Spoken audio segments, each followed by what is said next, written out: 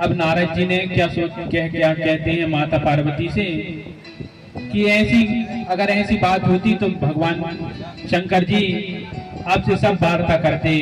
अभी आपको ये तक पता नहीं थे शंकर जी गए कहाँ हैं। अब नारद जी क्या कहते हैं, माँ पार्वती कहती नहीं ऐसी कोई बात नहीं है।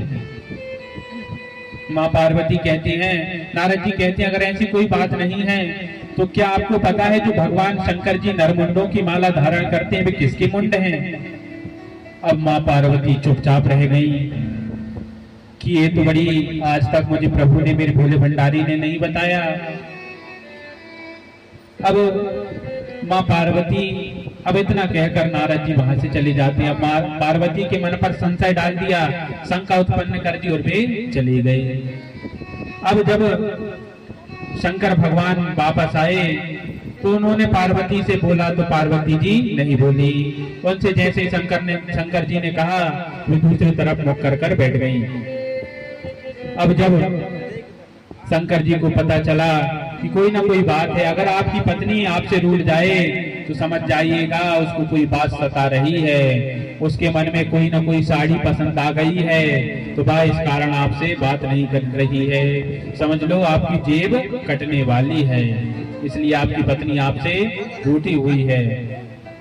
अब जब शंकर जी ने अपने भूत प्रेतों से पूछा कि यहाँ क्या हुआ था तो उन्होंने बताया नारद जी आए थे और माँ पार्वती के साथ वार्तालाप कर रहे थे। तो शंकर जी समझ गई ये नारद जी की करतूत है।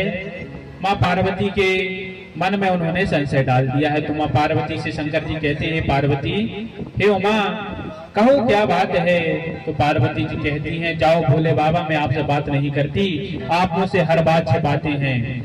माँ भोले भंडारी कहते हैं हे पार्वती आज तक ऐसी कोई बात नहीं है कि मैंने तुमसे छुपाई हो।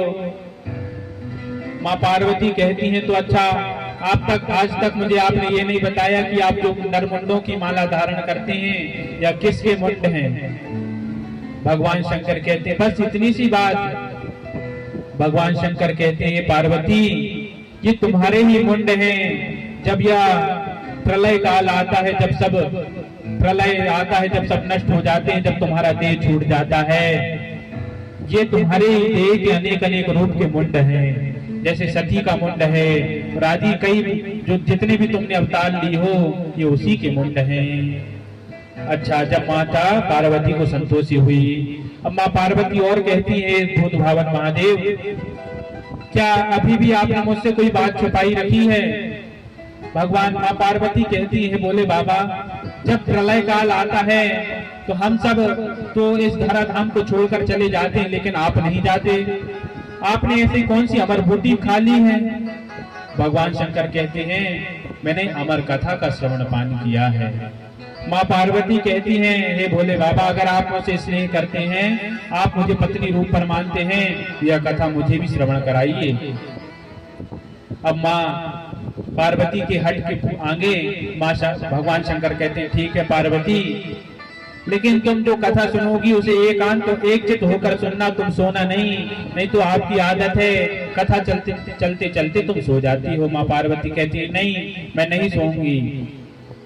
अब भगवान शंकर ने एक गुफा पर गए, वहां पर जोर से डमरू बजाई और वहां के जितने भी पशु पक्षी थे वे भाग गए। वहां पर एक तोता था और तोती थे, तो उन्होंने जो अंडा दिया था वह अंडा बस वहां पर रह गए और तोता तोती जैसी डमरू की आवाज सुनी तो बस अब भाग गए। अब जब भगवान शंकर कथा सुनाने लगे तो जैसे ही डमरू की ध्वनि से वह अंडा फूट गया और उसके अंदर से एक छोटा सा तोता आ गया। अब जब वह तोता आया अब भगवान शंकर ने समझा यहाँ कोई नहीं है, अब मुझे पार्वती को कथा सुनाना ही। जैसे आरंभ कर दी तो माता पार्वती ने कुछ कथा तो सुनी और उसके बाद उनकी झपकी लग गई, नींद आ गई। लेकिन वह कथा जो तोता था वह सुख था, वह कथा का श्रवण पान कर रहा था। अब जब शंकर जी बोलते तो वह हूं कर रहा था। अब जैसे ही कथा समाप्त हुई पार्वती जी शंकर जी ने पूछा हे पार्वती तुमने कथा श्रवण कर ली। तो माँ पार्वती कहती है भोले बाबा मेरी झपकी लग गई थी, मैंने कथा श्रवण नहीं कर पाई। तो भगवान शंकर ने सोचा कि जब तुम सो रही थी तो जब मैं कथा कर रहा था तो हुक्का कौन मार रहा था। जैसे ही भगवान शंकर ने उस गुफा से उस तोते को उड़ते देखा तो भगवान उस पर क्रोध हो गए और त्रिशूल ले उस तोते के पीछे भागने लगे। अब वह तोता भयभीत हो गया और वहां जहां वेद व्यास जी की कुटिया थी वहां उनकी पत्नी के मुख पर जाकर वह उनके उदर पर प्रवेश हो गया। अब जब श्री शंकर जी आए तो वेद व्यास जी से कहते हैं, एक चोर है जो आपकी कुटिया पर घुस गया है, मैं उसे मारने आया हूं। अब जब आप उसे मुझे दे दो। वेद व्यास जी कहते हैं, हे भूत भावन महादेव, वह तो एक छोटा सा सुख है, वह तो उत्पन्न हुआ था और आपकी कथा श्रवण कर रहा था, इसमें कोई उसका दोष नहीं है, आप उसे छोड़ दीजिए। मैं आपकी आराधना करता हूँ, मैं आपका भक्त हूँ, इस कारण